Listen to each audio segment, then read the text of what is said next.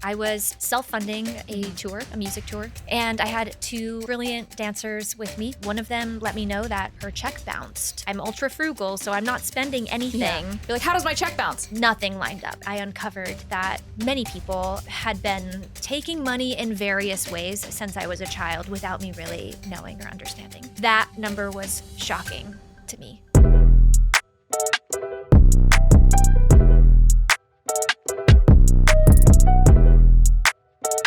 What's up, rich friends? Welcome back to another episode of Networth and Chill with me, your host, Vivian 2, aka your rich BFF and your favorite Wall Street girly.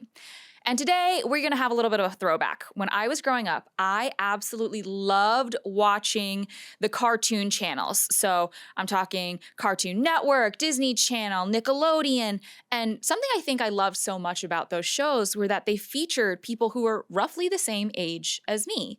And while I was having so much fun watching them on my TV screen, I don't think I ever really realized that while I was relaxing, they were actually working. I was going to school, but they were clocking in, day out, reading lines, memorizing scenes, and obviously still having to be normal kids, hopefully, on the back end. But today's guest is more than just someone I watched on TV. They were absolutely everywhere in the 2000s, from dancing alongside Missy Elliott in the iconic Work It music video to starring in Cheaper by the Dozen, Camp Rock, and The Sweet Life of Zack and Cody. They've been a massive part of millennial pop culture.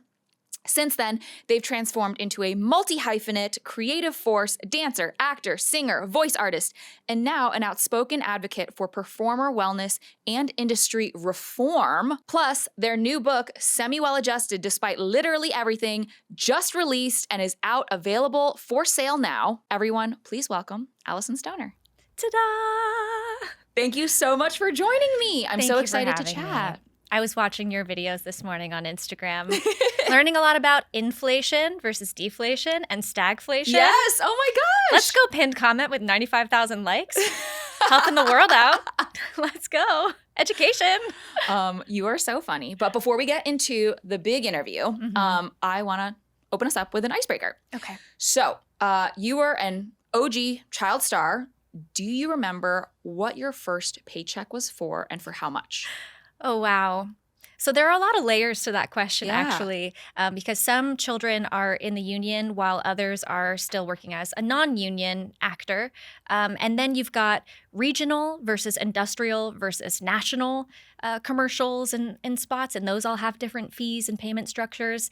And this was circa 2000. So now with streamers and new contracts, people used to make money off of like one national commercial, and they could potentially pay for a year of university. Whoa. But now there are companies who will actually have full auditions where they'll pay an actor just a few $100s as a buyout, meaning they won't see any residuals thereafter, even if the company gets to use that piece of material in perpetuity, even at the Super Bowl. I had some actor friends who were only making like a couple $100s on a spot that then got used. And you know, these companies are profiting, a gargantuan millions. Amount. Yes. So I think one of my first jobs, I started performing at 3 years old, but professionally in the industry around 6, 7.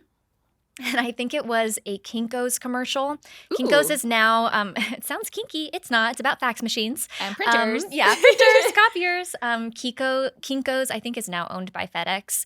And I think all I had to do was walk down a street with this person playing my mother, and it was almost like the copy machine was cheating on the fax machine or something, and I had to like cover my eyes as if I was witnessing something inappropriate. And I'm sure I made maybe a couple $100s. Yeah. But then let me complicate it a little further and say from that couple $100s, I had an agent who took commission, a manager who took commission.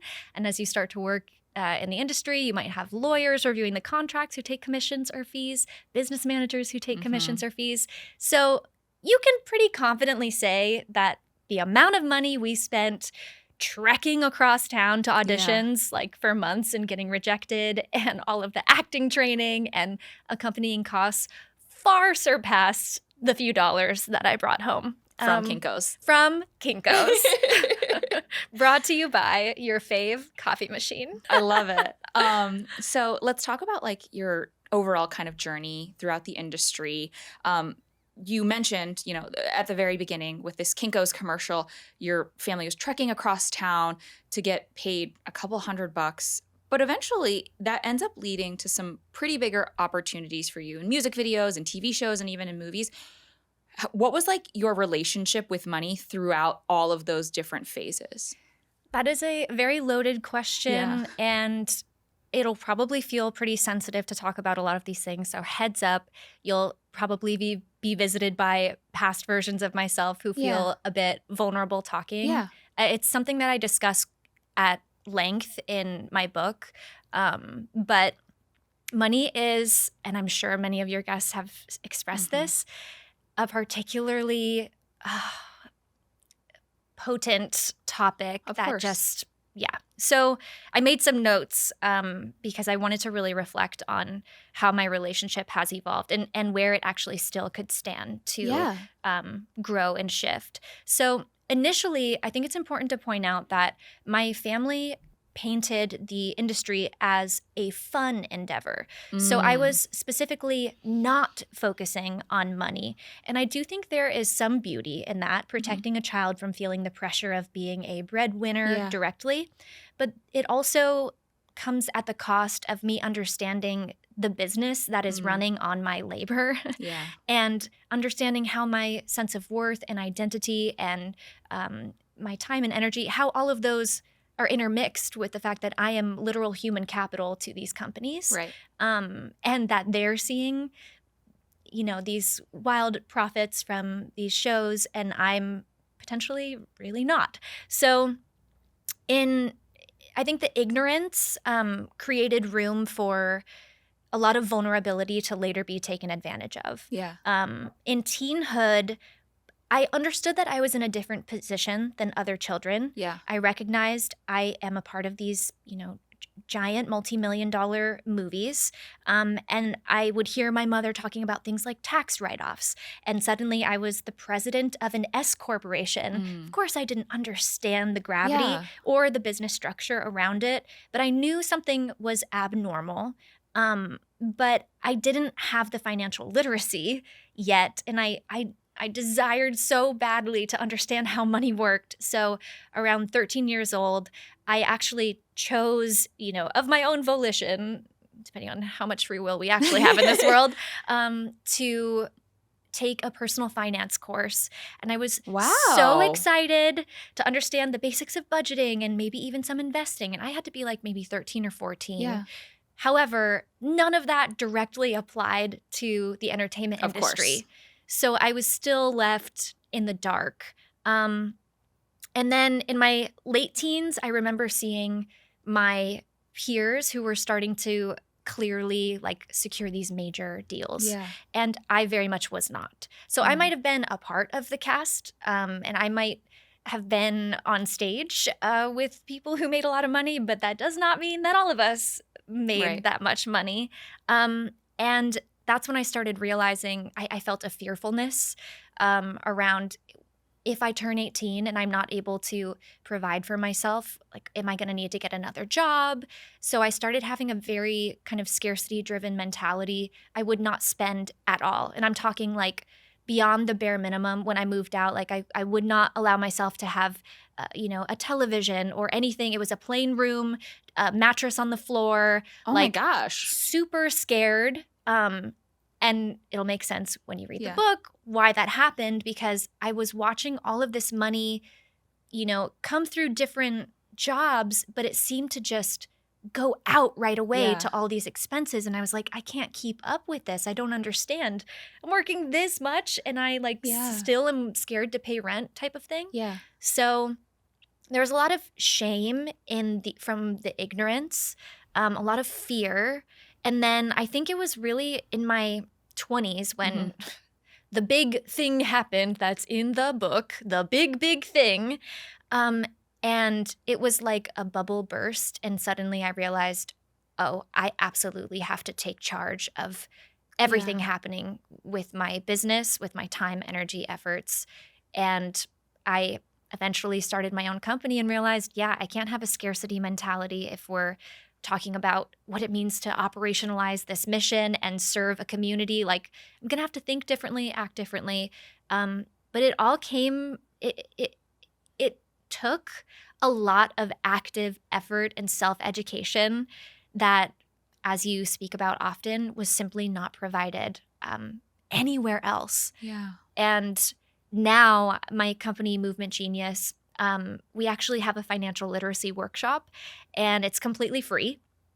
And there's like, I think it's just over 7,000 people now who have joined this workshop to get the tools that like all of us need. And I know you have so many great resources as well.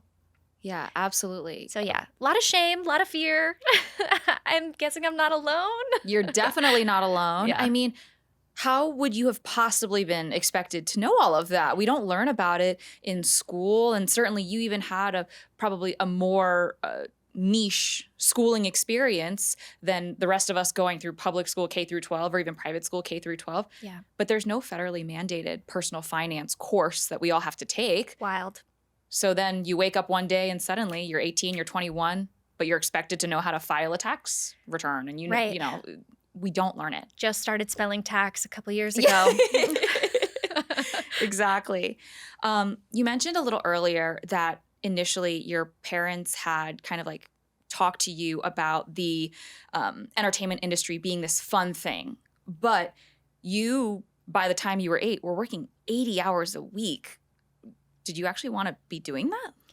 That's a great question. And I don't think any 8-year-old or 10-year-old or 15-year-old or maybe even 18-year-old could really answer that with full awareness. Right. At 8, this is my first map of the world. Whatever I'm introduced to is what becomes my norm. And that goes for all of us. Whatever the environments you were in, the childhood family dynamic, home dynamics, they are normalized. And then if you don't bring any kind of conscious awareness to it, chances are you'll either seek out more of the same and begin to reenact or repeat the same patterns, or you'll face some kind of, big life event that challenges your psychological schema. So at 8, now at, 31, actually newly 32, depending on when people are listening,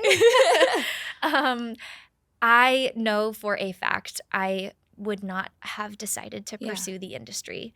I would have been on the path that I'm on now. So yay for still finding it as a mental health practitioner and or a researcher in a lab. And I think some of the complexity is, as a child, you depend on the adults around you to meet your basic needs.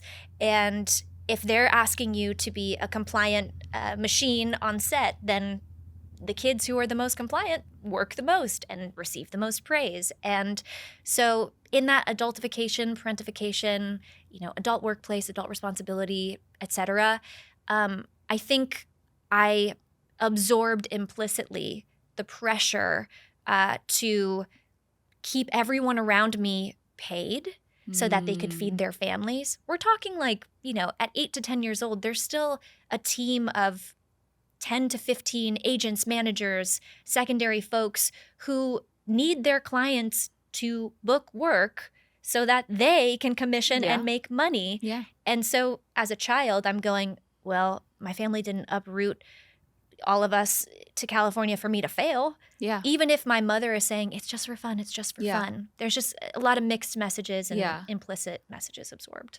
Yeah. And when you walked in today, you actually made a joke about being the youngest child in your family. Being the youngest, did you ever feel like, based on your family's financial situation, you had to succeed a certain amount or do a certain amount of work, or was that because of your family? That's a great question, and I'll share my experience, but I know that many young people in the industry have very different family dynamics. In my case, my mother remarried someone who actually had more means than we would have before he was in our lives. And so because of his because what he enabled us to be able to fly out to California and have the testing period of meeting with agencies and understanding the ropes and getting the proper training. So there's a privilege as a part of this. Yeah. And as I mentioned, it was never explicitly framed as it was my job to support my siblings. However, the deeper in you are, the more sacrifices that every member has to make. Now, for my mother, that meant she could not have a job at the same time. She was on set with me every day.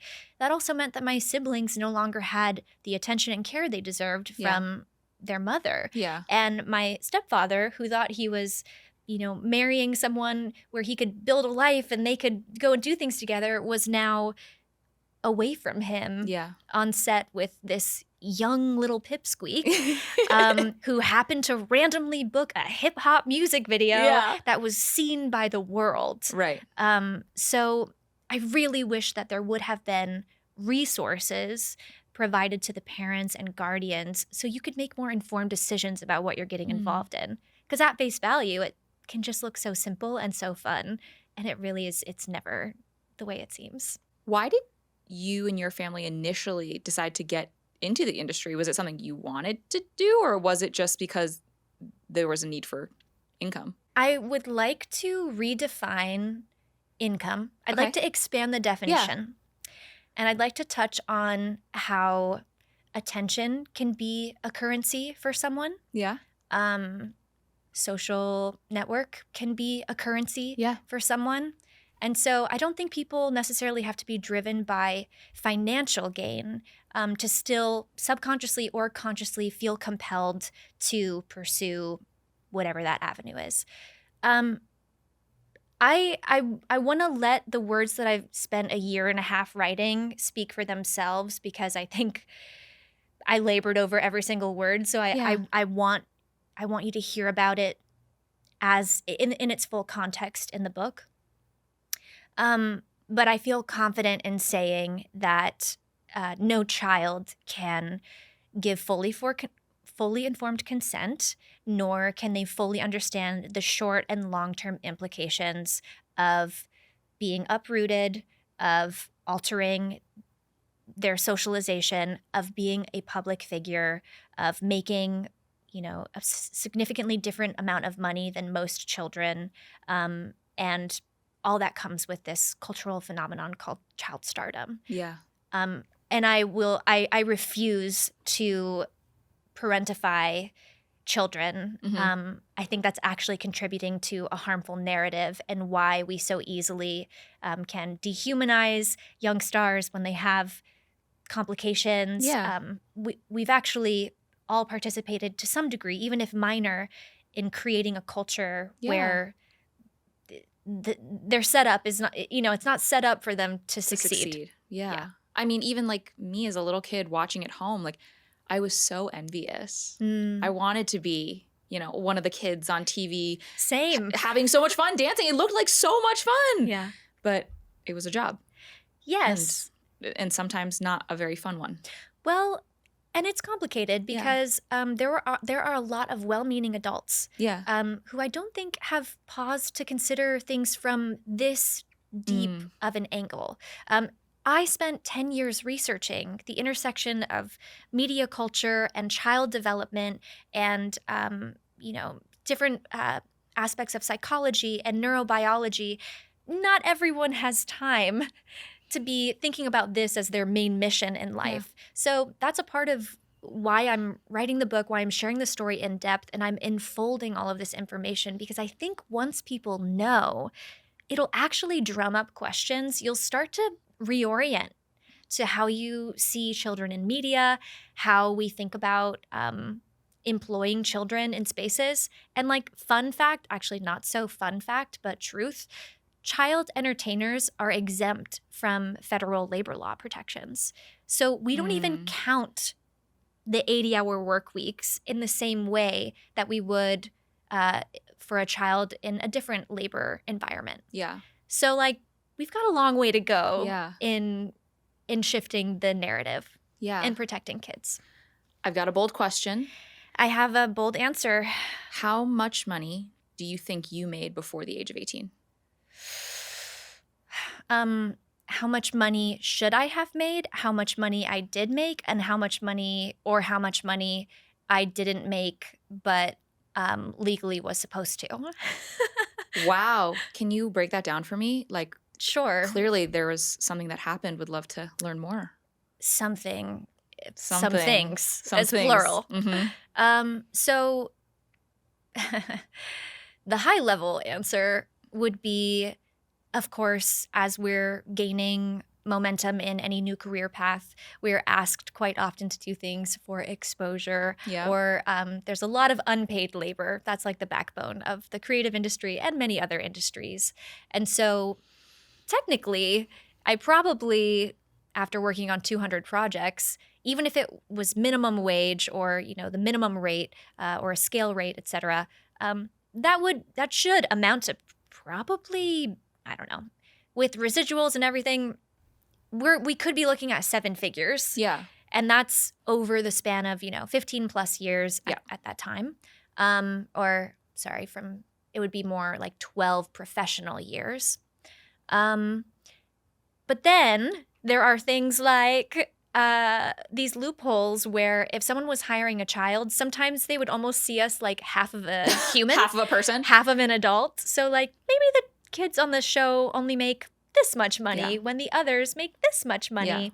Or we have to give the star of the show the biggest paycheck. So now we got to split the rest of the pie among, everyone else here. And then, of course, there are some really unfortunate events that I discovered in my early 20s where I had finally it's so tender to reflect on, and it's such a bummer, but it catalyzed a very big shift, and I'm ultimately grateful for the path I'm on now. But I was self-funding a tour, a music tour. And I had 2 brilliant dancers with me, and one of them let me know that her check bounced. Oh, wow. After one of the weeks. And remember, I'm ultra frugal, so I'm not spending anything. Yeah. You're like, how does my check bounce? Nothing lined up. Yeah. And that became an aha moment where I had to start looking at all of my statements with a more scrutinizing eye. And I had to connect different dots. I had to interrogate different people in different ways. And I uncovered that many people had been taking money in various ways since I was a child without me really knowing or understanding. Yeah. And that, I won't tell you the number, but it is in the book. That number was shocking to me. It hurt. I was actually like numb, and I couldn't even process it. Yeah. You talk about financial guardianship, and how I think one of the people that ultimately did take advantage was your mom. Talk to me about that experience. Someone who's supposed to be protecting you, it doesn't necessarily feel quite fair. I'll start by always assuming good intent. Yeah. That we are doing the best with what we know, and that many steps actually were taken to protect me. In many ways, a lot of the recommendations of establishing an S corp and following certain protocols and opening a Coogan account as a trust fund, all of those steps were followed. And there was literally no guidance for parents and guardians to understand not only how to protect the money coming in, but also the ginormous expenses that come with, and I could, read a little bit from the book. The further in you are in the industry, the steeper the costs from people like a stylist, which becomes unfortunately, a mandatory part of being on camera every single day. Yeah. Like a single stylist could charge up to $10,000 or more per month. And the parent might be feeling pressured like, well, I don't want to jeopardize my child's career, or or not play along or have them look like the odd person out because we're not keeping up with the Joneses. So I do want to give that as context. Yeah. And it was both surprising as well as actually relieving, because I finally had more insight as to why it felt like, here's where the emotions come in, why it felt like I was working every single day of my life since childhood, but for some reason was scared of money still. Yeah. It just didn't line up. And so that information, it was illuminating, it was relieving. And as you can imagine, extremely complicated for family dynamic. Of course.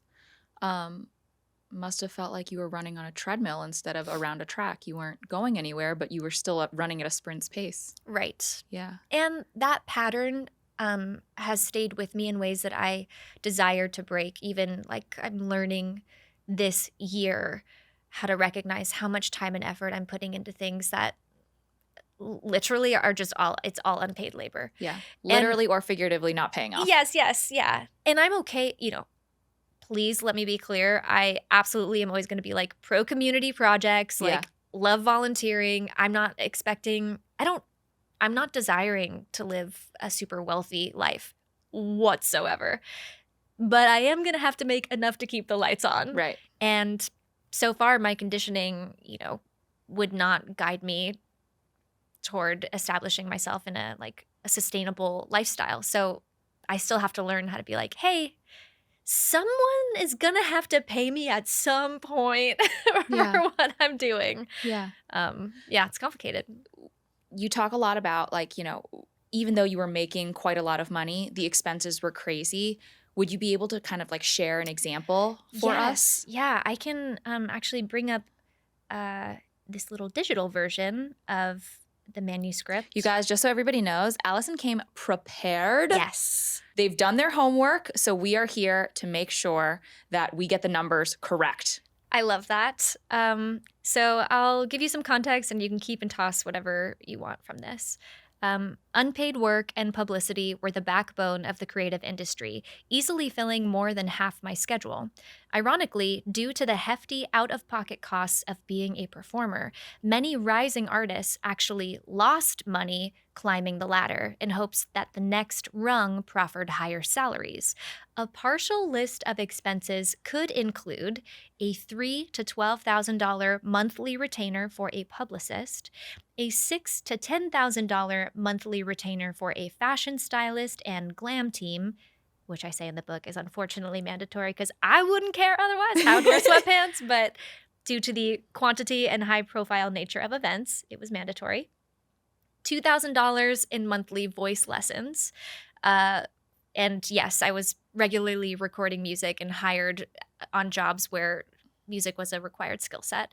$500 in monthly dance training, $500 for updated headshots, $75 per audition for acting coaching, and I went on an average of 3 to 4 auditions per week, and so on. And then it continues, so you can really understand where money goes here. Interestingly, the paying jobs often didn't amount to a living income for artists due to their infrequency and team commission structures. In my case, for every check coming in, my team took approximately 35% in commissions. With another 35% for taxes, I had at most 30 cents left from every dollar to cover, I'll spare you the rest, but all of those costs that we discussed previously. And it says, I was often left wondering, how does anyone make money? Wow. And when you hear that, and that's not even 2025 inflation prices. This was when you were a child. And this is D-list actor, right? I wouldn't call you D-list. Well, I appreciate it. Maybe D for Disney. Yay!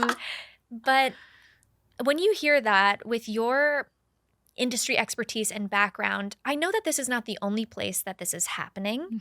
Mm-hmm. But what comes up for you knowing that this is the norm? How do you respond to that? And, what is your advice to people in recognizing we all live within this system, and it's highly imperfect, but to a degree necessary to, participate in? What do you do? How do you advocate for your quote unquote value and worth when a lot of times you just will get passed over for the job and they'll go for the person who will take the lower cut? I think it's essentially a race to the bottom, right? Like, there's always going to be someone who is so eager to take your spot in line behind you, willing to do it for less. And I find that to be really troublesome, even just in the work that I do as an entrepreneur and as a digital creator, among other things. I can think of one specific moment too. It's so funny. I had a New York Times profile come out last year, and they shared a big number, and they said, Your Rich BFF as a company made $7 million. And I think people thought that meant I took $7 million and went ahead and just put it in my pocket. Right. Not to mention, I'm in a similar entertainment field. So you get 10% to the agent, 10% to the manager, 5% to the attorney. You've got a publicist on retainer every month, a business manager on retainer every month. I have 2 full-time employees, multiple freelancers who help me to do this, an editor that I pay. Right. I pay for studio time. We're here recording this in a beautiful space. That costs money. Like, people didn't realize that to run your own business, you are very literally running your own business. And the same way that the bakery has to pay for the real estate on the corner and the flour and the butter and the eggs to make the bread, we have to pay for all of the inputs to be able to have the output that we have. And even when we do have this very exciting top line number, by the time it gets down to what you are actually taking home at the end of the day. Right. And I don't want to sit here and pretend like I had a bad year. I made a lot of money, but it wasn't $7 million. Let's just say that. So yeah, I think it's very, very challenging because there is always someone who wants to do it for less. Or for many reasons may be forced to do it for less. And I don't hold that against anybody else, but it's almost like lip service advice to give to people. It's like, well, make sure you're differentiated. Make sure you are asking and demanding your worth. And it's like, well, but at a certain point, if you are doing that, do you lose the opportunity? Right. Bars. I don't have anything to follow on that one. I'm in agreement, and I'm signing up for all your courses, so it worked. There's no course. I don't even sell a course. Everybody like thinks that, there's like a get rich quick scheme, and there isn't. There literally is not. I don't sell a course, and unfortunately, we have to make healthy, sustainable financial choices day in and day out. Yes, right. It's not a, quick yo-yo diet and suddenly you're cured. So are you then, sorry, I flipped the script. I'm now interviewing you. I know that for me, several missions drive why I'm willing to show up here. And, I want to be here. I want to do this conversation, even if neither of us are getting paid. Yep. Well, hopefully, you got some little cool brand sponsors here and there. But I know that my Artist Wellbeing Essentials Toolkit, the book, my advocacy for child protections and policy, these are all things that are worth people learning about, so that I can better serve the community of young artists, as well as hopefully shift narratives at a larger level. So that helps me keep showing up, even though I still know I'm going to have to implement some boundaries around time and energy. But for you then, what is the real driving mission that feels like it's relevant to today? Maybe you started with one, but as you've built your platform and it's evolving, is there something this year that feels the same? It's always been the same. I spent the first part of my career working on Wall Street, making very, very rich people even richer. And then I moved into the tech and media space, and I spent my time making very rich companies richer. Listen. And now, as your rich BFF, I get to make regular people richer. And to get a DM that says, you're the reason I was able to leave a bad relationship. You are the reason why I have a retirement savings account now. You are the reason why I asked for that raise. I mean, that's a feeling that money can't buy. Right. Yeah. Yes. And enabling actual empowerment. Yeah. I wanted to talk about a word that you said a little earlier in this interview that I'm guessing many folks at home haven't heard about. A Coogan account. Yes. Coogan. I don't know the exact backstory, but basically it was named after a child star. Jackie Coogan. And it's essentially a trust account for young talent, and particularly in entertainment. And it essentially automatically sets aside 15% of your earnings. And this is, again, a loaded question. Do you think that's enough for the average young person to then be able to comfortably retire? To retire? No. Silly, no. Because, LOL, I worked every day of my life as a child, and if that were the case, then I could retire by now. And I am far from it. Yeah. Also, isn't it interesting that it's only 15%? Like, where does the other 85% go? And I know, I understand that, families can justify it as family expenses. And sometimes it means that you'll have folks on the child's payroll. And there's just a lot of room for loopholes. Yeah. So what's even more startling is that for digital kid influencers, they don't even have the Coogan account yet. So there are only, I think, 3 states, maybe 3 states who have any kind of protections in place to guard their money. And it's still just a portion of the money. And I'm hoping to see Senator Alex Padilla is announcing, I believe it's called Child Influencer Protection Act, SIPA, like HIPAA. And hopefully it will address not only finances, but also young people's right to privacy, knowing that nowadays the only barrier between a child, being exploited for money is just an internet connection. Yeah. You don't have to drive to a set. You don't have to be a trained actor or pursuing a particular craft.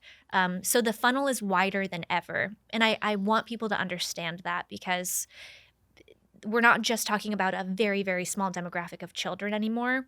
It could be, honestly, if you wanted to do this to your child, you could. Yeah. Hopefully you don't. I think I'm a worse person than you because I'm incredibly vengeful. Oh. For, some of the folks that may have taken advantage of your stardom, people who may have been on former teams who didn't do right by you, did you ever have a desire to go after them for that money? Ooh, if I could actually take us back just a moment and address, I know it's, more of a joke of who's better than who in how we responded, but from a mental health practitioner standpoint, if I can just put that hat on briefly, both responses, an action-oriented behavior or a more mitigating the risk, numbing out, dissociative behavior can be trauma responses. Yeah. And depending on what state your body is in at any given time, you might choose one or the other. And so, no judgment there. It's actually a normal. So you're telling me my blind rage is normal. Great. Well, what I'm saying is that in those states of being, if your body is detecting some kind of threat, it's perceiving that there has been a violation. Maybe it's, actually legitimate, it's real, it's happening, or it's just based on a memory or something, a flashback.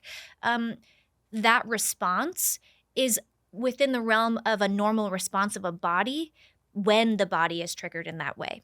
So I'm not normalizing the, choices we make so much as saying we have to recognize our minds and bodies are very complex. So with that said, I had quite a complacent response. And that, I think, was actually because I had never learned to advocate for myself. So on the outside, it might have looked like I was, altruistic, but I could actually argue that I was scared of speaking truth to power. I had only ever learned to people please. I didn't want to disrupt the peace. My middle path, though, was I did speak with a lawyer, and it was so out of my element to consider pursuing quote unquote justice in this particular way, I ultimately felt like I think I might have approached it differently now than when I was that age. I think now I might have actually gone a few steps further. Yeah. But what I will commend my younger self for doing is recognizing that in your early 20s, you could either spend the next 10 years of your life in courtrooms trying to get hoping that something works out in your favor, or you can rebuild from scratch and you already live frugally enough that it's not going to really change your lifestyle. And you can actually get outside of this bubble and be a part of the quote unquote real world and like gain other kinds of developmental skill sets and, you know, build friendships with people where it feels like, oh, we're all the same age finally. We're actually doing the things in parallel. And I'm not like, you know, some of my peers who just simply are like in a whole different tier of success, fame, and wealth. Yeah. Like, wow. I have a funny question for you. Okay. What would you say is your most frugal habit? Like, what's your silly frugal habit? Oh, like what isn't? My silly frugal habit. Well, maybe it's not silly, but it kind of ties into a larger ethos where when it comes to consumerism, capitalism, all of our favorite words, I actually feel empowered when I realize what the company wants is for me to assume that I need to possess the thing in order to be satisfied, where I really could actually appreciate, honor, celebrate how brilliant this invention is or how cool this product is and realize I don't need to have it in order to have a complete exchange of appreciation, you know. So whenever there's a price tag on something, I mean, my default is no. And it takes a lot for it to become a yes. And that's just simply not my challenge. I know it is for other folks who are like, you know, they might get the dopamine satisfaction and so it becomes a habit. Listen, I leaned on sweet treats for that.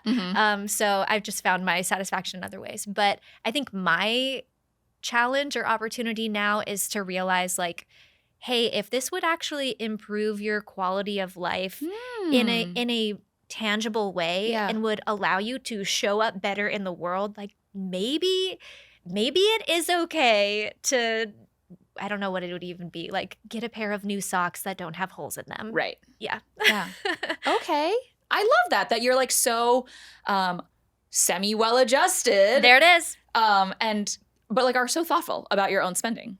Well, I feel like I have to be. I also feel like I'm a citizen of the world and we're all interconnected in these systems. So I'm not just making decisions for my own well-being. I have to recognize my positionality in society. I also have to recognize like what are we collectively trying to do to redistribute resources? And all I need is enough. Yeah. And there are so many people who don't even have enough. So like let's first make sure that happens and then we can get on with the extravagance. Yeah. But even that, I'm like, the things I love in life most are free. Yeah. So if you ever need a really cheap date, I'm the person. Yeah. And through the course of your career, you know, you talk about this in the book about how, you know, you start in the industry, you suddenly have this like very successful kind of almost like turning point. You start working a ton. But then as you get older, you see a lot of your peers continuing to keep that same pace of work, but you actually saw a little bit of a slowdown. How did you think about navigating that? And obviously there was a lot going on the back end, but visualizing your future when you had less coming in the door, how were you able to do that? That's, I'd like to maybe reframe something in there, which is I actually didn't slow down. The projects were simply less visible in, you know, to mass audiences. Yeah. So I was working just as much and technically bringing just as much in. But what I can speak to is when you hit 18 and there's this child star expiration date. I hate that. Yeah, you have to make sure that you've set yourself up to somehow become a trusted, performer as an adult who people will hire. A lot of young people go through their own strategies here. Some are intentional, some are just like they're going through their independence journey and make decisions. But a lot of times people try to drastically rebrand themselves. Maybe it's like, I want to do something that's super mature and sexy and, or I want to do something that's like, and now I'm the, cold-blooded killer in this series. Like, believe me, I'm a serious actor.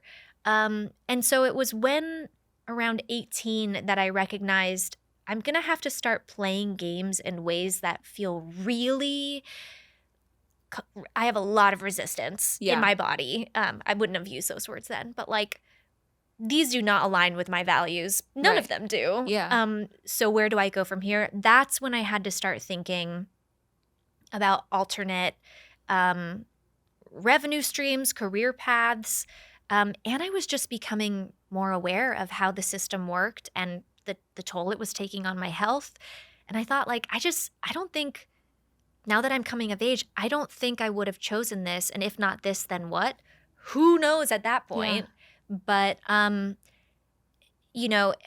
the currency that terrified me the most was the attention currency waning, because that's what I was trained as a child to believe was your source of worth, your guarantee for income.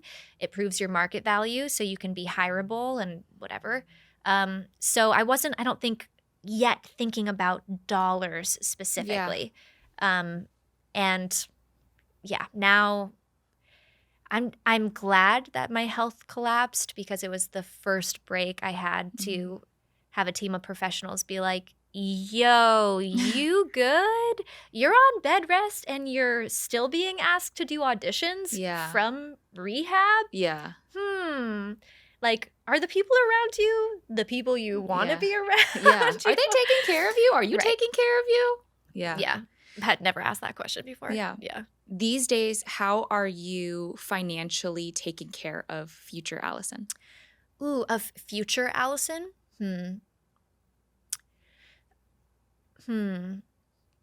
It started with a lot of deconstruction. So I needed to understand capitalism. I needed to understand the wage gap. I needed to understand industry norms. I needed to understand my own beliefs guiding my financial decisions. So it was a lot of self-education, and that continues. I also have restructured my team. So I do work with new people where nothing happens without the conversation and a moment for me to go, what is that term? How does it apply here? Give me the context. Tell me the short term, the midterm, and the long term implication. And so, it's just a lot more thoughtful. And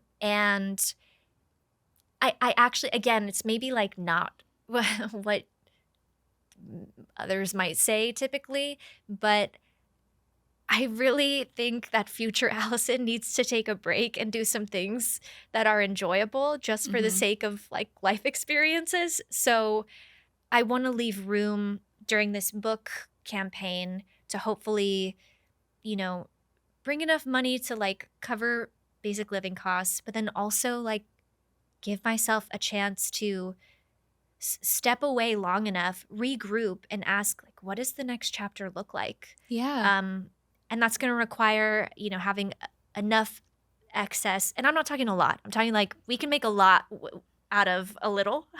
Over in my camp, we go a long way on a little bit. Like ask any artist who's self-funded.